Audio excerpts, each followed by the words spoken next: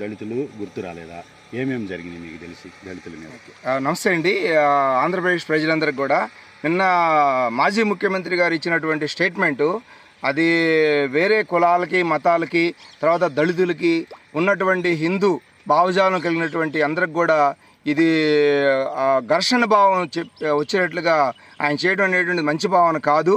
ఇప్పటికైనా ఆయన ఎటువంటి ఈ స్టేట్మెంట్లు ఇవ్వకుండా ఆయన 5 సంవత్సరాలు ఏ విధంగా అయితే ఇంట్లో ఉన్నారో ఆ విధంగా ఉంటే మంచిది. ఎందుకంటే ఇప్పుడు చాలా డెవలప్మెంట్ యాక్టివిటీస్ చాలా ఉన్నాయి, అవన్నీ చాలా చేసుకోవాల్సినటువంటి పరిస్థితి ఆంధ్రప్రదేశ్లో ఉంది. కనుక ఇప్పుడు ఈ భావజాలాలు తీసుకొచ్చి నన్ను రానిలేదు రేపొద్దున దళితులను రాణిస్తారంటే, దళితులు రోజుకి అక్కడ ఉన్నటువంటి 100%లో 25% మంది దళితులు అక్కడ ఆల్రెడీ దర్శనం చేసుకుంటూ ఉంటారు. అక్కడ నొసట మీద బోర్డే ఉండదు వీళ్ళు దళితులని వీళ్ళు ముస్లిమ్స్ అని ఏముండదు. తిరుపతిలో